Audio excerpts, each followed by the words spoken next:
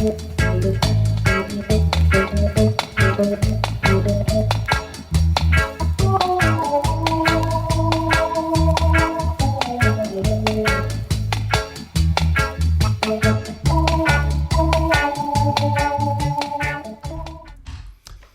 hear you ask, who is Vanessa Myrie?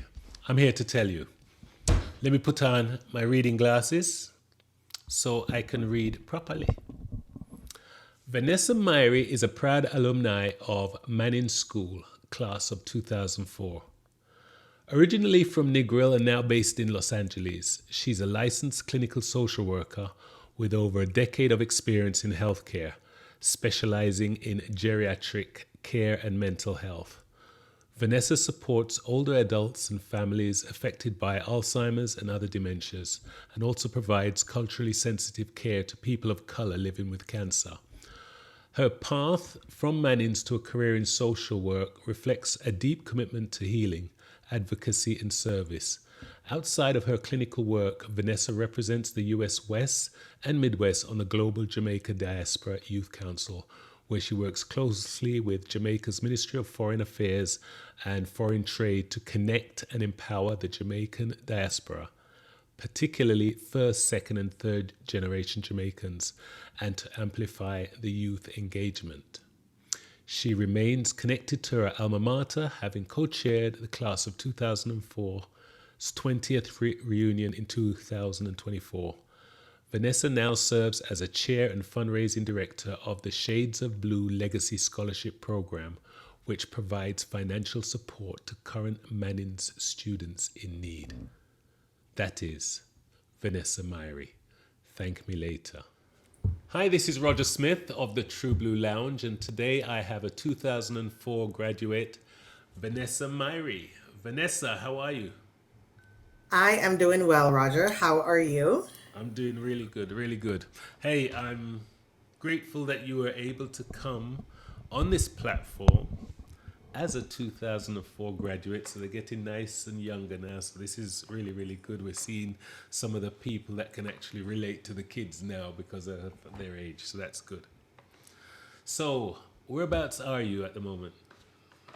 I am in Los Angeles right now. Okay, okay. Near the coast, near the fires, are you always safe? I am safe. I think I'm about maybe 25 minutes from the coast.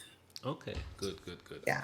So the way this works, Vanessa, is in me trying to get to know you as a little barefoot boy from Piper's Corner, Amity District. I have to just be me, so I'm just being me, okay? Sounds like a So, fun. yeah. So first things first. What primary school did you go to? I went to Mount Airy primary, all primary and all age school. Actually, I went to Negril all age at first, and then I think about third grade, or fourth grade, I went to Mount Airy all age. Okay. And I don't know if you know where Mount Airy is. No, but tell us, It's is it near Little London Big Bridge? Anywhere near there? not really. It's actually close to Orange Hill. Orange Hill. Okay, I know Orange Hill very Yes. well. Yes. Yeah. So in between Good Hope and Orange Hill. Okay. Good. Good. Good. Yeah. All In the right. grill. And and what? And you left there, went to Mannings. I left there. I went to Mannings. Funny enough, I really wanted to go to Hampton. Okay. Mannings was my second choice. Uh huh. I'm in the batch of students. We were the first to take GSAT. Uh huh. This was 1999. I'm assuming you probably took common entrance when Yeah, you we went took to the common Mannings. entrance. Yes. Yeah, so the batch of 1999, we were like the first to take GSAT. And so we were the guinea pigs. And you got to pick three schools that you wanted to go back then. And I think I had picked Hampton, Mannings was my second choice, and Racines. And my grandmother, who I lived with at the time, she threw a fit. She was like, "No, we can't afford it. It's a boarding school. It's too expensive." So when the results came out, we ended up opting for Mannings, which I do not regret at all. So yeah. Sorry, that's good. That's good. So, so was it the way you guys done it? Was it like? Did you have like a name in the Gleaner? I don't recall. I don't think so. Okay. Um, that's a very good question. I don't recall what the process was like. I think, when I found out where I was going, the principal had to go to some place in Sav to Okay. pick up the results and came back and then called out names and stuff like that. But it Ours was was it, it was pretty nerve-wracking. ours was different. It was more of a your parents had the belt, Uh-huh.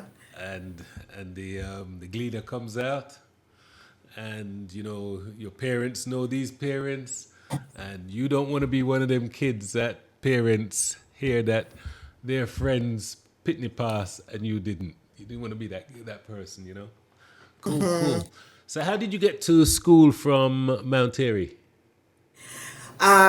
So even though I went to Mount Airy, I didn't live in Mount Airy. I lived in kind of at borderline Whitehall and Good Hope. So I would have to take a taxi from Whitehall down to the bus park Yeah. in Negril, and then take another taxi from Negril to Sav.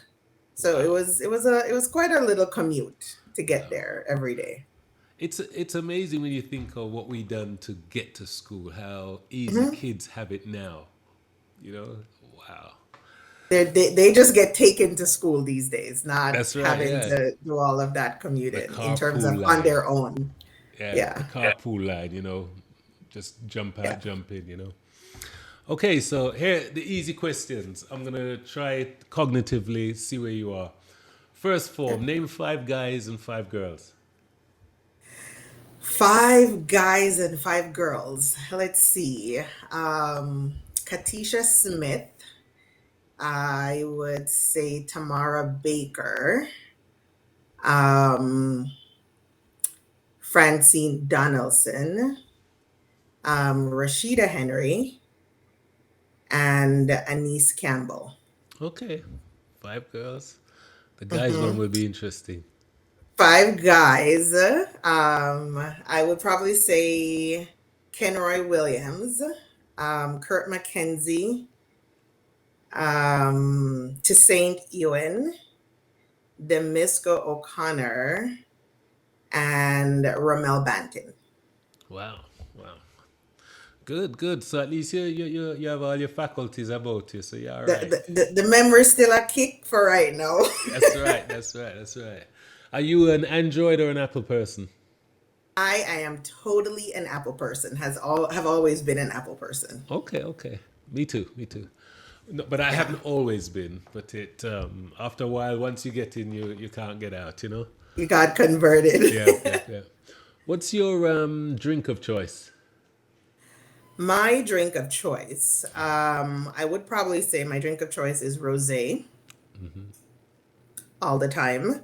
Okay. But if I were to go for a cocktail, this is has quite a um, astonishing name, but it's called a porn star martini.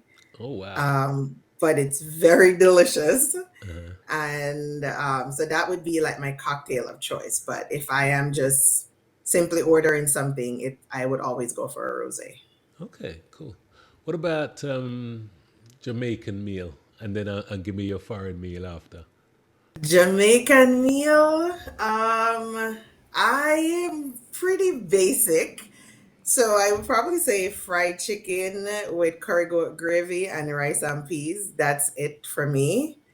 And if I were to choose an American meal, and it's not really quite American, I live in California, so the Latino community is quite big here. So my go-to is tacos Wow.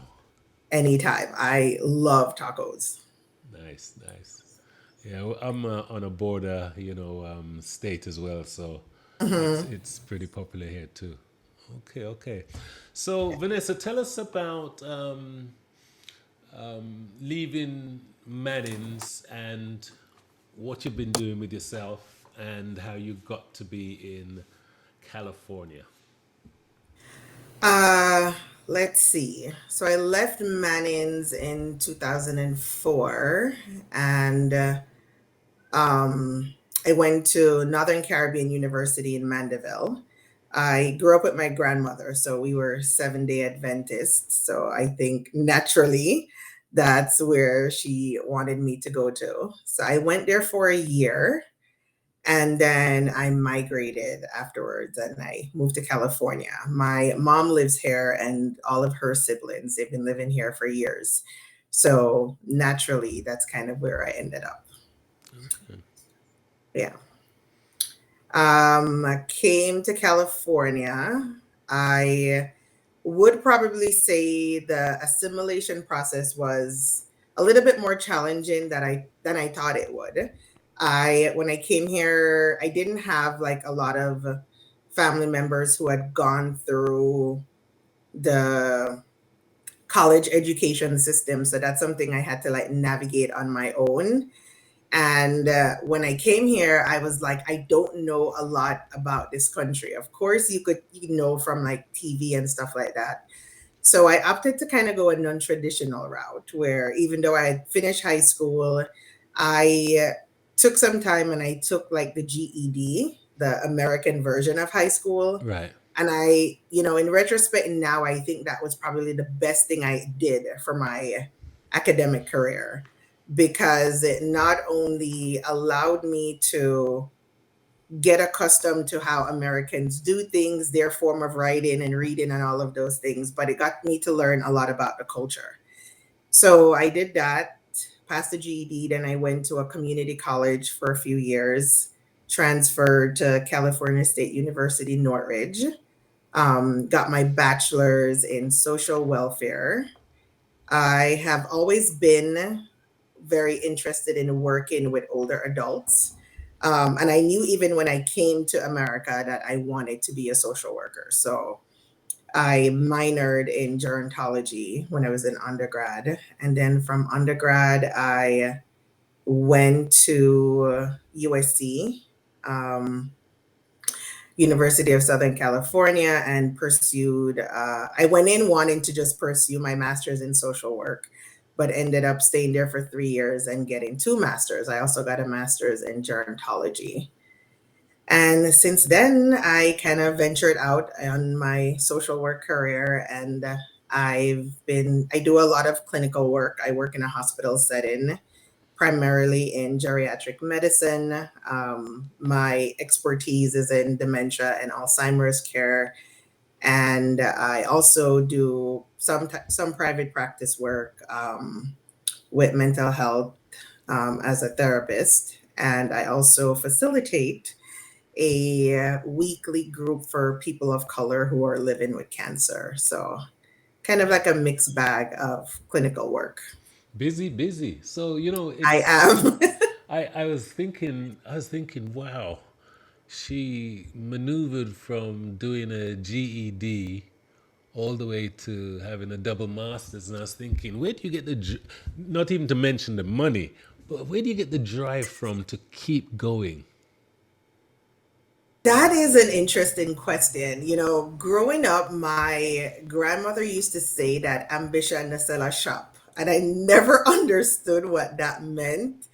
And until I came to America, I think a lot of Jamaicans can relate to this, is that when they come here, there's this like innate drive to like, I want to accomplish this, I want to do this, and I want to do that.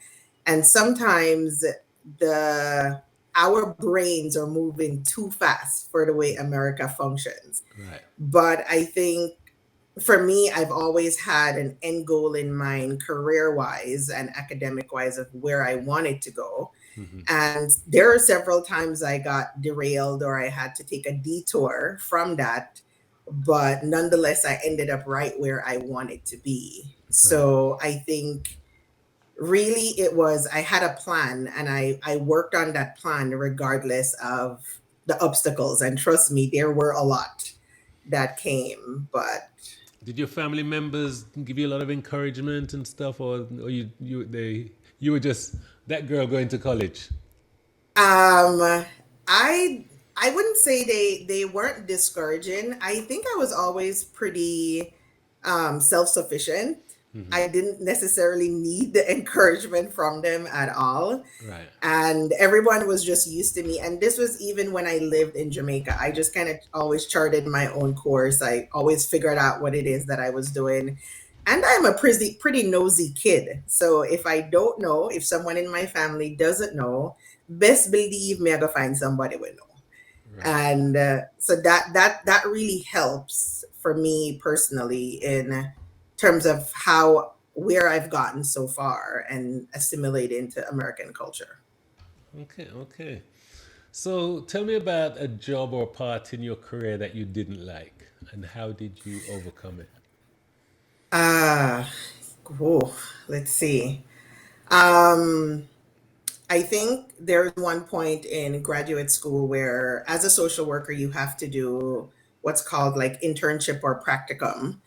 And they often will like place you in settings, not that you necessarily don't want to work in, but in settings that you're not too familiar with. And I had to spend a whole year working in a homeless shelter. This is downtown Los Angeles in a place called Skid Row. Ooh. And it was pretty nerve wracking for me. It's pretty heavy work, pretty, you're exposed to a lot of trauma, a lot of just really the worst in people in terms of how fall you can really fall from grace in a sense. And so I just knew during that internship I learned a lot, but I just knew that was not what I wanted to do with my career. So it was a good experience to know not what I did not want to do later on. Wow. Just hearing you say that, I was thinking to myself, Vanessa's been and seen some things in this small time. You've seen what happens to us when our minds, when the software in our minds starts closing down, Alzheimer's and all Yes. this stuff. You know that, and you see it Yes. up front and personal.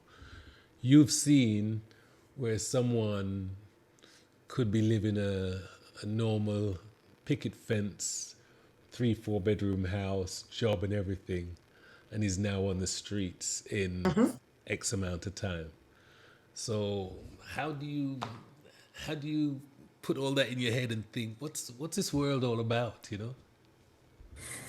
I think it's difficult to see some of those things, but I think what makes me good at what I do is I don't particularly approach my patients or my clients with sympathy, right? I don't go in saying, "Oh my God, I'm sorry for them." Da da da da da. I go in. I basically I'm meeting them where they are. You know, this is where you are. You need a solution. You need resources.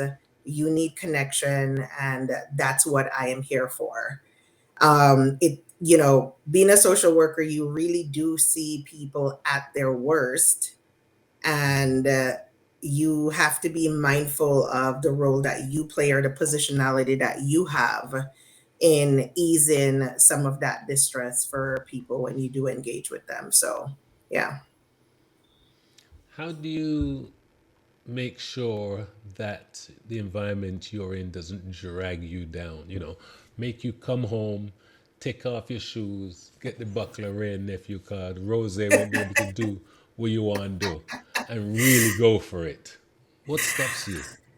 Let me tell you, you learn very quickly in this profession the art of self-care and the art of compartmentalizing in a healthy way. I have a few ground rules for myself where I don't take work home with me. In under no circumstances am I doing that. My home is my sanctuary. It's the place I get to unwind.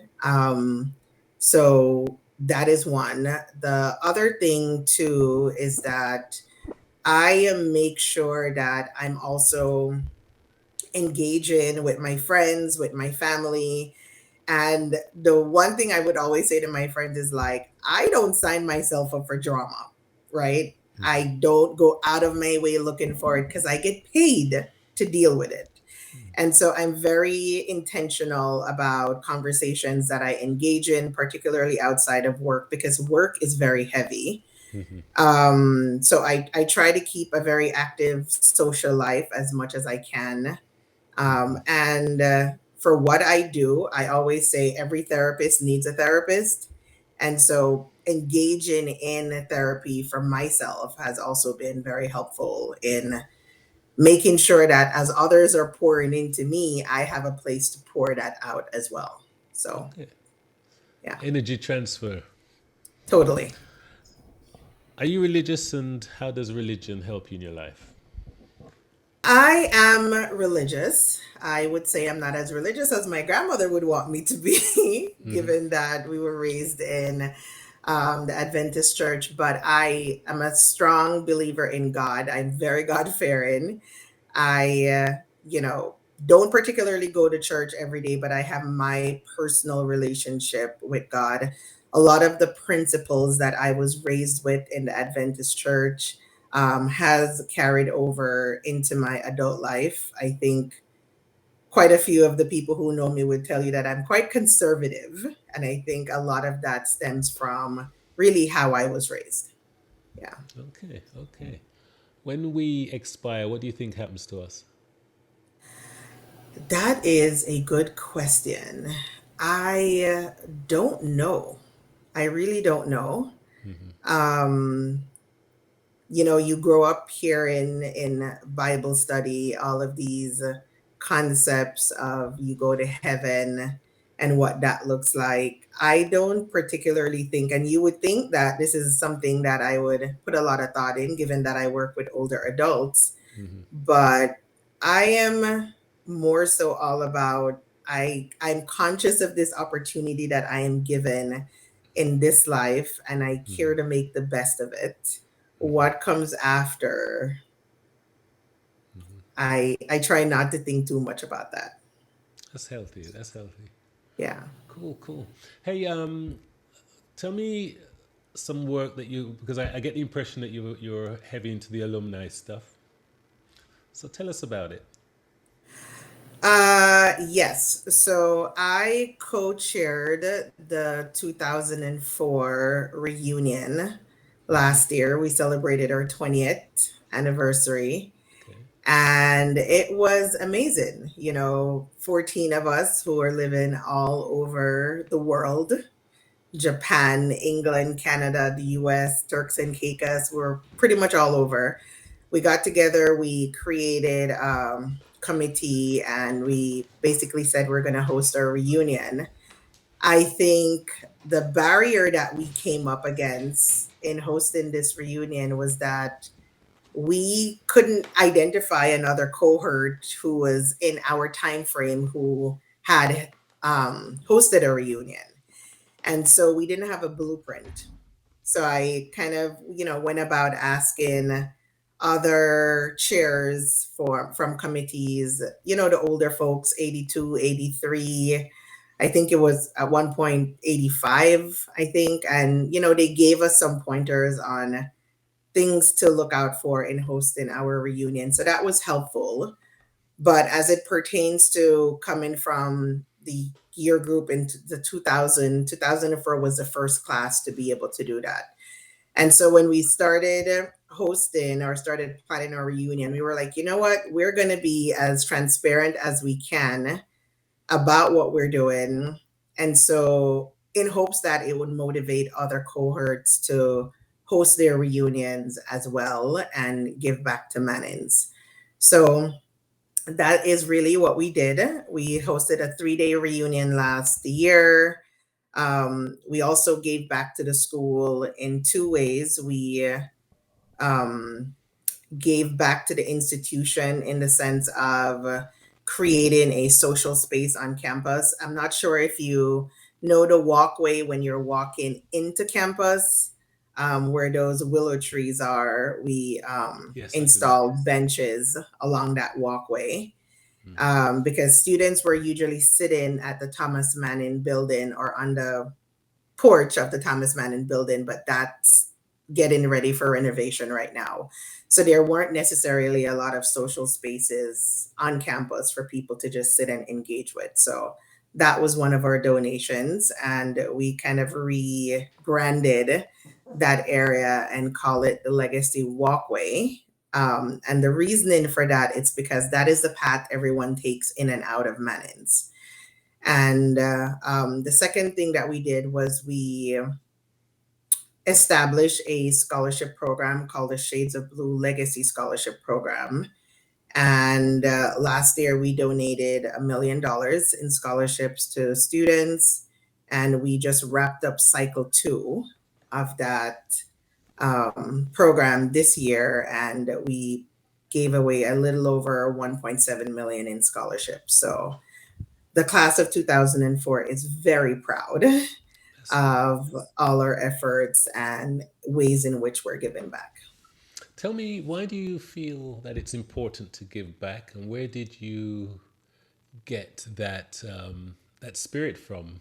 Because I'm a realist, and I know there's a lot of people that don't give back and don't see the reason to give back. So I just would like you to engage me in answering that question. Why Yeah. you? No, I think that's a good question, and I do agree with you that not a lot of people are invested in giving back. I think for a lot of us, when we were planning this reunion, it gave us the opportunity to really kind of reflect on what Mannings gave to us, how Mannings helped us to build a foundation, and how that has contributed to who we are today. And I think so many of us had stories about, yes, I was going to Mannings. I was sometimes the only person in my community going to Mannings, and people assumed that I had money going, but we were struggling, right? I could barely afford lunch money to go to school every day. And so, in planning this reunion, when I started hearing those stories and people sharing their experience going to Mannings, I was like, I think it's important for us not to just host a reunion together. I think it's important for us to figure out a way of how we can give back, because I think as advanced as technology is right now, there are students feeling the same way we did 20 years ago, where we didn't always have resources and stuff like that. So that's kind of where the idea for the scholarship program came from. Now, in terms of getting people to buy in to that idea, it has been extremely difficult. My cohort, I would probably say, is roughly about 285 people in my cohort. And last year for the reunion, we had a 22% participation rate. And participation rate, I'm more so gearing at the percentage of people who actually contributed to the class gift. And that it's been difficult. We've been advertising, we've been outreaching individually to a lot of the members from our cohort, but some people are just not um, wanting to engage in that way. But I am extremely grateful for all the people who have given and generously given and supported our program. This year, I think I had an 85% return of Mm. sponsors who sponsored last year and came back this year to sponsor scholarships. So I would deem that as we are doing something right. But I think at the end of the day, Mannings has a strong alumni network. We just don't necessarily have a strong culture of giving back to the institution. And I pray that that's something that we can hopefully change. I agree with you. I agree with you. Yeah. You know, I I see lots of um, year groups, and I see lots of chapters. I always wonder to myself, why doesn't someone just figure out a system that works, one that incorporates youth and wisdom, and because I think there's a lot of layers that are being, things are done in two different places. There's lots of efficiencies that can be had because every year have their own group, but there's just a lot going on. But I believe it's easier said than done, us coming together. Maybe every 2004, 2005, 82, 85. Maybe that's the only way people can actually Mhm. relate to it. You know what I mean? Nobody's No, giving to the Mannings bucket.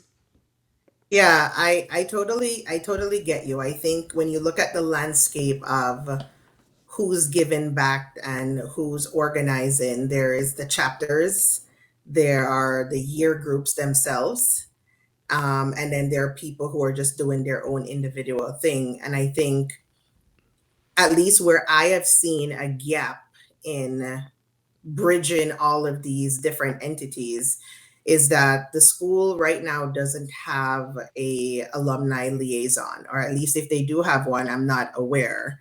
And I think if they were supposed to implement something like that, it will allow the school to kind of just have one stream to kind of like streamline communication of, so every year group who comes to say I want to host a reunion, there's a point person for them to be able to communicate with.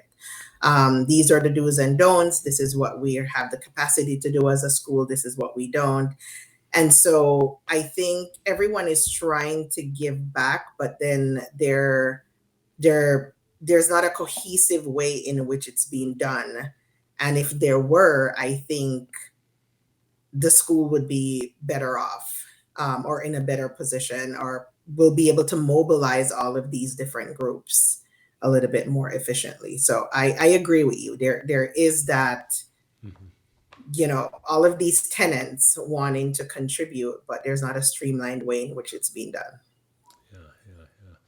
I you know, another thing I realize as well is some people can give resources, but sometimes, time, mentoring. There's a lot of people that are in that Sablama area and they've probably helped out being the person on the ground for us. So I actually think there's lots of ways people can give back, Mhm. and I don't think, It's not it's not always just money. Yeah, financial. yeah, yeah, Mhm. yeah. It's certainly not always financial. It's in kind, it's in time, it's in money if you have it. It's also, you could give back if you have a business, you could donate something. There's so many ways in which you can do that. But I also think education about ways in which people can give back is not also very accessible. And again, that's where the alumni liaison coming in would be efficient. Do you did you get your lion's heart from Mannings, from your mum, from your dad, from your siblings?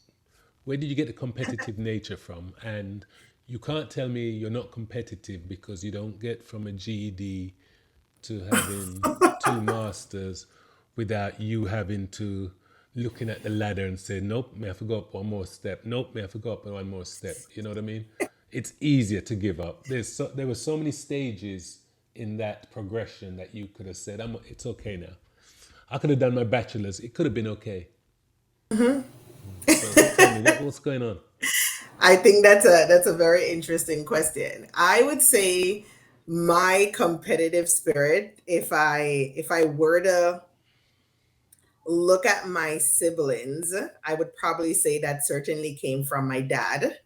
I have about six siblings on my dad's side, and five of us went to Manning. So if that tells you anything, Wow. so certainly there's some competitive nature on that side. But I will say my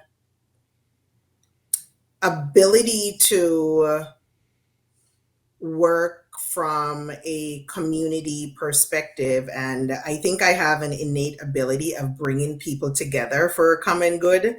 If I were to sum myself up, I would probably say that is the thing that I'm most efficient at. And I think that came from partly because a lot of the community work I saw my grandmother doing growing up. And then when I was at Mannings, the Leah Club, shout out to the Leah Club and everyone who was at the Leah Club or in there when I was there. And certainly to Miss Thompson, who was the teacher that led our club at the time. But we did so much community service being in that club in high school, a lot of which I helped organize. And so I learned at a very young age, I'm talking about eighth grade, ninth grade, how to do a lot of like community organizing or reaching out to organizations, reaching out to businesses and salve hosting concerts on campus. I particularly remember this one time I told Mr. White, who was the principal at the time, that we wanted to host a concert, and he was entirely opposed to it. And I said, well, what if we bought a new fan for the Thomas Manning building? One of the library rooms was very hot. And he was like, okay. But he was like, you would need security. And I boldly went down to the police station. I, to this day, don't know where I got the balls to do that. And asked the sergeant or whoever was the lead at the time if they would lend us two of their police officers for a few hours to guard the gates at the concert. Manning's concerts back then were very well known, so all the other schools wanted to get on campus to come to our concerts, but rivalry, football, and all of these things, it was icy territory. And so they came, and we were able to host the concert and raise a lot of money, bought the fan that we promised. And so, yeah, I have always been a big community organizer. And I think a lot of that really came from my grandma. But the competitiveness, I could Mm. give my father the one day. Totally. Wow. Wow. All right. Tell us who's in this picture. So this picture was taken recently on June 27th. This was the Shades of Blue Legacy Scholarship Program. This was at our annual award ceremony, which was hosted on campus at Mannings in the Victor Lowe STEM building. So in the picture, I think we have about 28 of the 30 recipients that got our scholarships this year. Um, I am in the middle, and I think to my right is our guest speaker, Mr. Winthrop Wellington, actually, who came to really speak to our recipients about how to navigate personal branding in the age of social media. To his right is Vice Principal Mrs. Vassal Kerr. And then to my left is Dr. Goldston. I think he's from the class of 2008. He was the guest speaker for the valedictory service that had happened the day before on campus. And so he graciously attended our ceremony the next day. Cool, cool. I saw the picture and I was wondering who are these people. So no, that's brilliant. That's brilliant. So when you think of the future, Vanessa, are you hopeful?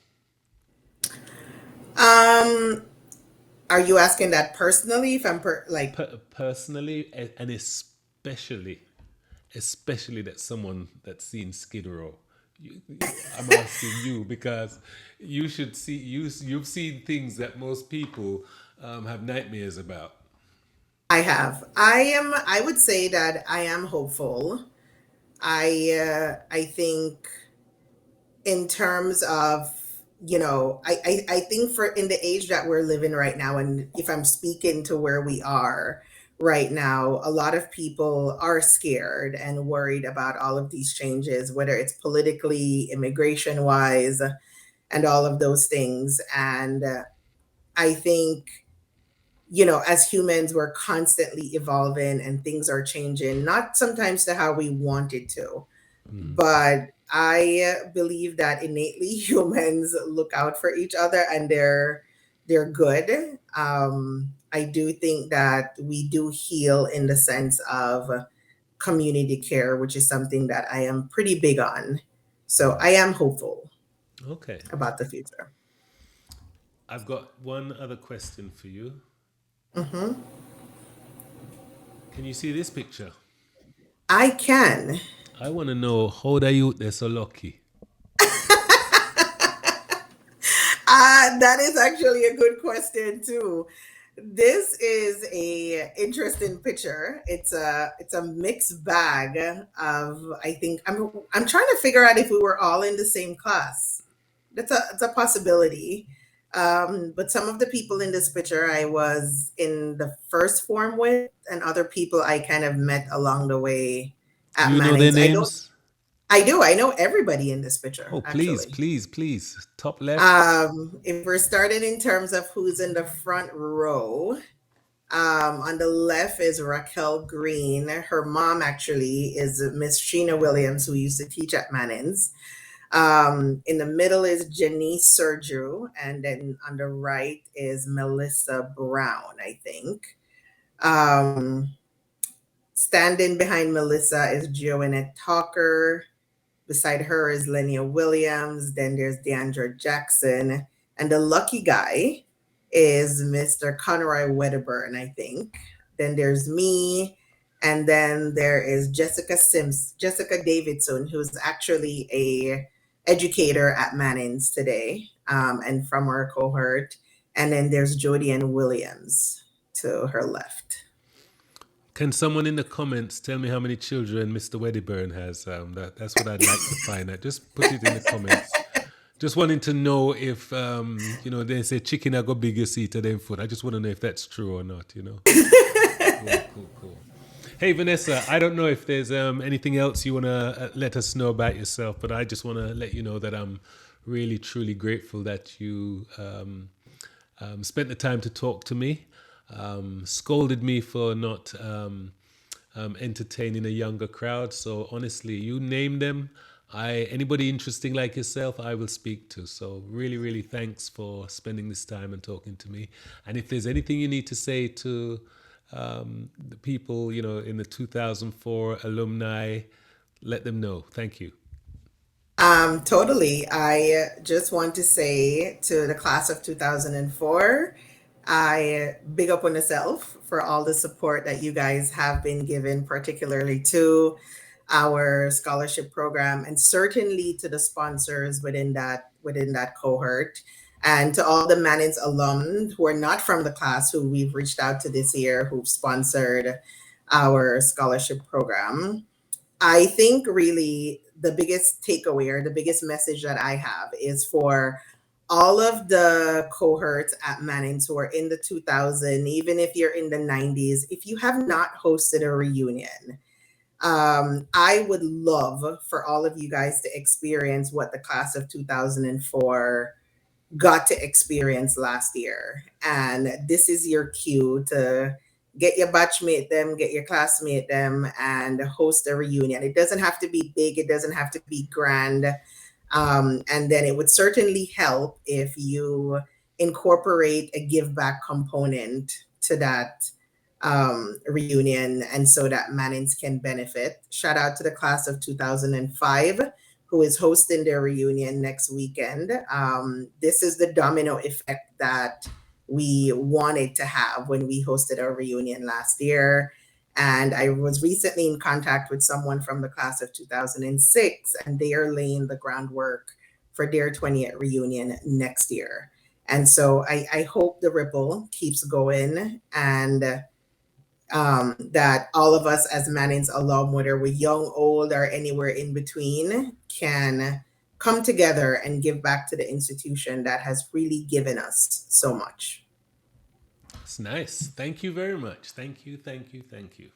Thank you. Well, Thank you for having me. And certainly thank you for interviewing some of the younger cohorts. There's quite a few people out there who are doing a lot. So we appreciate this platform to really come and share what's going on. So thank send you, send Roger. them come.